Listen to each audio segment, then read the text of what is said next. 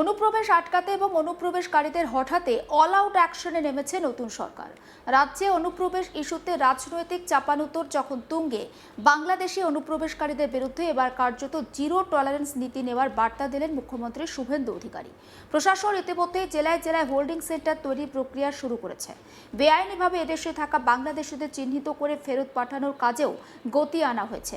আর এই আবহেই মুখ্যমন্ত্রীর কড়া হুঁশিয়ারি, জলদি জলদি ভাগো, না হলে এই সরকার যা করার করবে। রাজনৈতিক মহলের মতে সীমান্ত সুরক্ষার অনুপ্রবেশ রুখতে সরকার এবার আক্রমণাত্মক অবস্থান নিয়েছে, যারা সরাসরি প্রভাব পড়তে পারে বা যার সরাসরি প্রভাব পড়তে পারে রাজ্যের ভোটের রাজনীতিতেও। অনুপ্রবেশকারী সন্দেহে আটক ব্যক্তিদের জন্য হোল্ডিং সেন্টার তৈরির কাজ শুরু হতেই আবারও সীমান্তে ধরা পড়ছে বাংলাদেশে ফেরার হিড়িকের ছবি।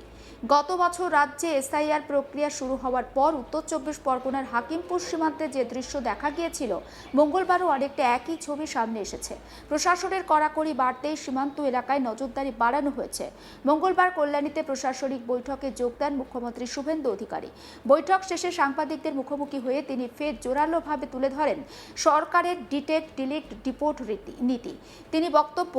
তার বক্তব্য, বহুদিন ধরে এই আইন থাকলেও রাজনৈতিক স্বার্থে তা কার্যকর করা হয়নি।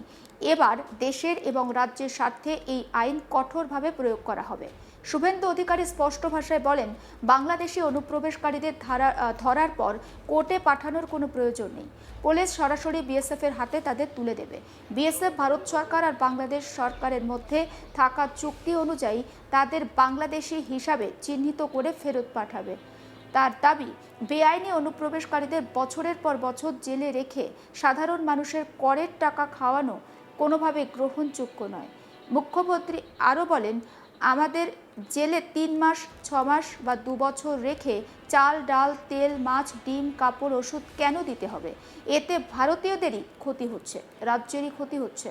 তার বক্তব্য স্পষ্ট, অনুপ্রবেশ ইস্যুকে শুধুমাত্র প্রশাসনিক নয়, অর্থনৈতিক বোঝার প্রশ্ন হিসাবেও তুলে ধরতে চাইছে সরকার। একবার শোনাই মুখ্যমন্ত্রীর বক্তব্য। আমি হাকিমপুর সম্পর্কে জানি না, আমি মিডিয়াতে দেখছিলাম, কিন্তু এটা নতুন কিছু নয়, প্রেজেন্ট অ্যাক্টই রয়েছে।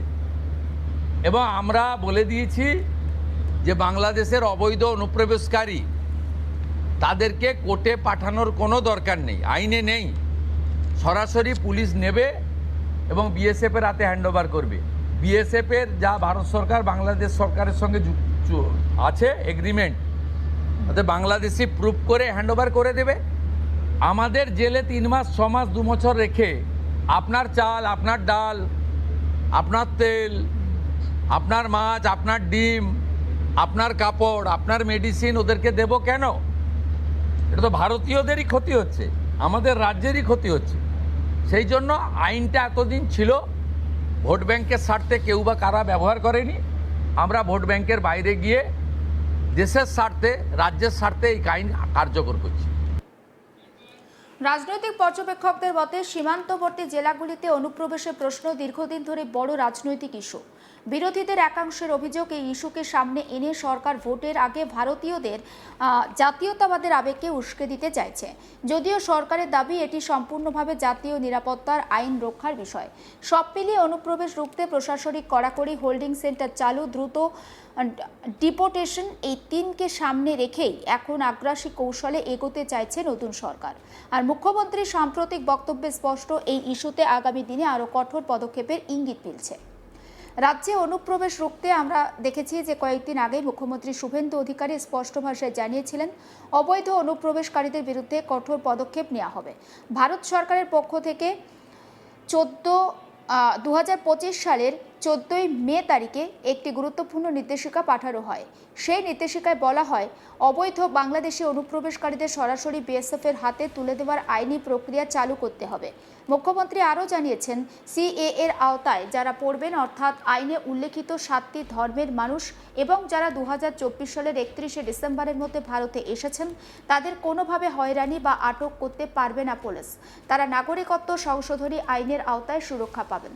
মুখ্যমন্ত্রীর কথায় রাজ্য পুলিশ গ্রেপ্তার করবে, আটক করবে এবং বিএসএফ এর হাতে তুলে দেবে। এরপর বিএসএফ বিডিআর এর সঙ্গে যোগাযোগ করে তাদের ডিপোর্ট করার ব্যবস্থা করবে। সব মিলিয়ে রাজ্যের নতুন সরকারের বার্তা স্পষ্ট। সীমান্ত নিরাপত্তা এবং অনুপ্রবেশ রোধে এবার কড়া প্রশাসনিক পদক্ষেপ নেওয়া হবে। সরকারের নতুন স্লোগান ডিটেক্ট, ডিলিট, এবার ডিপোর্ট। শোনাবো মুখ্যমন্ত্রী শুভেন্দু অধিকারীর বক্তব্য। আমাদের ভারত সরকারের পক্ষ থেকে 14/5/2025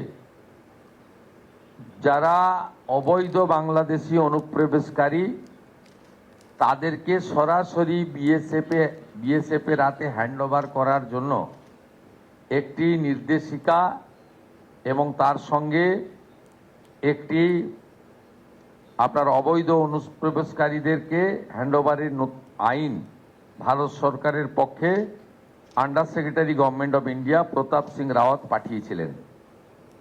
ডেটটা আবার বলি, 14/5/2025, অর্থাৎ কার্যত 1 বছরেরও বেশি আগে।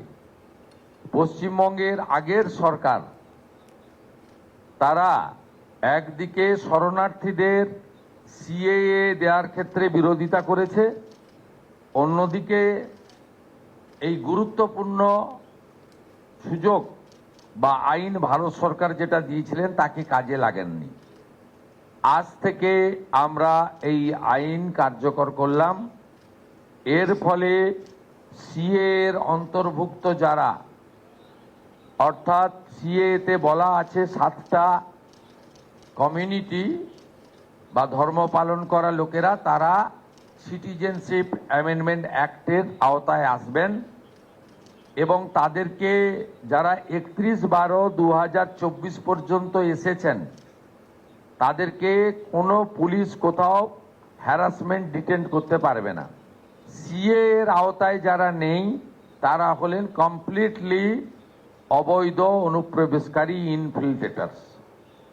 তাদেরকে সরাসরি রাজ্য পুলিশ গ্রেপ্তার করবে এবং ডিটেন করবে এবং হ্যান্ডওভার করবে বিএসএফ এর হাতে। এবং বিএসএফ তারা বিডিআর এর সঙ্গে কথা বলে তাদেরকে ডিপোর্ট করার ব্যবস্থা করবে, অর্থাৎ ডিটেক্ট, ডিলিট, এবারে ডিপোর্ট। এই আইন আজ থেকে কার্যকর হলো। রাজ্যে অনুপ্রবেশ রুখতে আমরা জানি যে মুখ্যমন্ত্রী শুভেন্দু অধিকারী একেবারে স্পষ্ট ভাষায় জানিয়েছেন যে অবৈধ অনুপ্রবেশকারীদের বিরুদ্ধে কঠোর পদক্ষেপ নেওয়া হবে। ভারত সরকারের পক্ষ থেকে 2025-এর 14 মে তারিখে একটি গুরুত্বপূর্ণ নির্দেশ দেওয়া হয়েছিল। সেই নির্দেশিকায় স্পষ্ট বলা হয় অবৈধ বাংলাদেশি অনুপ্রবেশকারীদের সরাসরি বিএসএফ এর হাতে তুলে দেবার আইনি প্রক্রিয়া চালু করতে হবে। তিনি আরও জানান সিএ এর আওতায় যারা পড়বেন, অর্থাৎ আইনে উল্লেখিত 7টি ধর্মের মানুষ এবং যারা 2024 সালের 31শে ডিসেম্বরের মধ্যে ভারতে এসেছেন তাদের কোনোভাবে হয়রানি বা আটক করতে পারবে না পুলিশ। সমস্ত আপডেট পৌঁছে দেবো আপনাদের কাছে। নজর রাখুন আজ তাক বাংলা, সাবস্ক্রাইব করতে ভুলবেন না।